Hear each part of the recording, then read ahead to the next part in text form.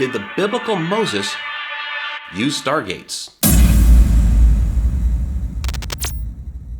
It might sound far-fetched that Moses used Stargates, and we're talking about ancient real Stargates, not the sci-fi film and television ones. But this is the connected universe, so let's take a look at the connections.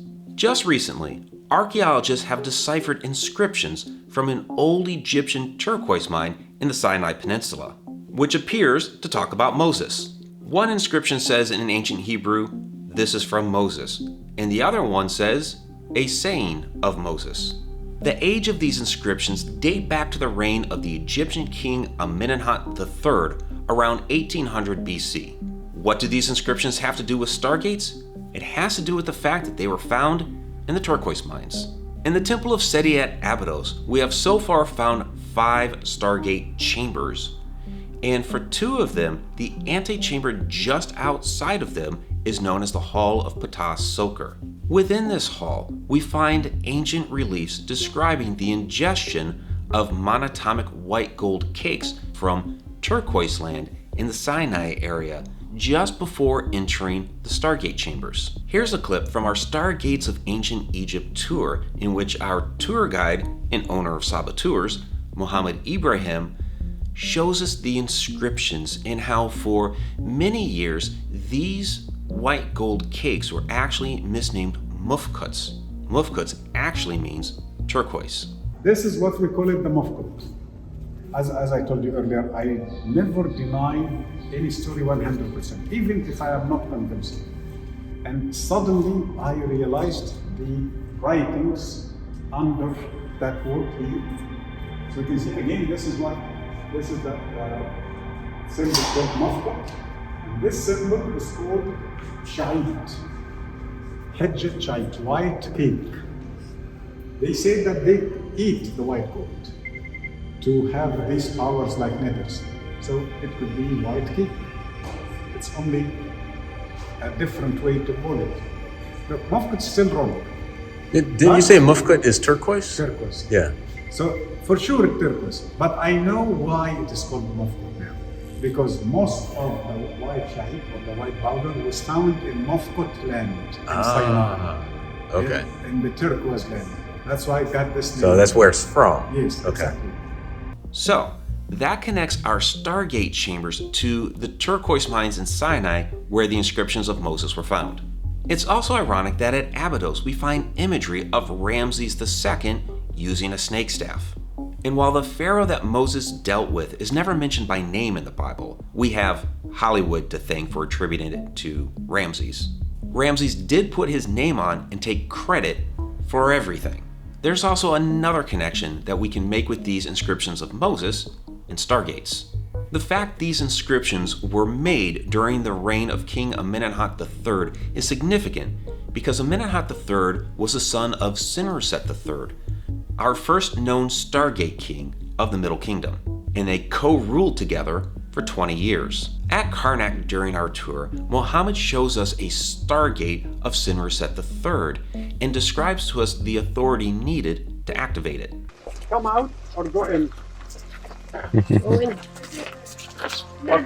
This is as if this is the 5th dimension. So we are going out now. We are going to the 3rd dimension.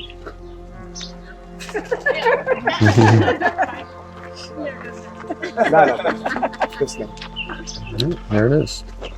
How we know it's a Stargate? Here it is. But this as a title was given to how many kings? 5 only. This is the name of King Senusret. King Senusret from Middle Kingdom. Okay, I didn't find any other king from Middle Kingdom has this title except this one. And then 4 kings from New Kingdom, including Hatshepsut. So what is my understanding? That he is telling us that this is yes a Stargate, I believe that, but he is the keeper of the Stargate. He is the one who knows the knowledge of the Stargate, how to activate. Because if you trust me, this is the Stargate. But we don't feel anything, but still the same. Why the same? Because I'm not ready. I don't have this title. It's the physical gate, but I need to have the title also. I need to have the abilities. Okay? So that is what is happening for us. So many things are happening in front of our eyes now, but we don't see it, we don't smell it, we don't feel it, because our abilities are stuck with this reality, with this dimension. So we are playing according to the rules of this dimension. Those are some fascinating connections, but did Moses actually directly use Stargates? We need to consider for a moment what a Stargate is. A Stargate is an intelligent being's ability to harness the power of a portal and use it at their will. This could be used for a variety of purposes, of course, to travel across the cosmos, to travel to somewhere else on the planet, to travel to another dimension, but it could also simply be used for communication. After all, the first thing scientists did in a lab environment when they created their own wormhole in 2022 was to just send a message. Now, many of our portals appear as plasmoids, giant balls of light, which we've covered here before on this channel. And while these plasmoids can be spherical gateways to other locations, they can also simply be used for communication. Do you see where I'm going with this? Is it possible that Moses' interaction with what he described as a burning bush was actually communication through a portal or Stargate? It's possible. In his era, he would have had no idea what a plasmoid is and would have done the best that he could to describe what he saw. If that plasmoid happens to be hovering around a bush, well, there you go. There's your burning bush. And since an intelligent being would have been directing this plasmoid and communicating through it, well, there's your definition of a Stargate. In this field of research, we try to make connections, which is why I call it the connected universe. Everything is connected. And I invite you to our next Stargates of Ancient Egypt tour and make these connections for yourself.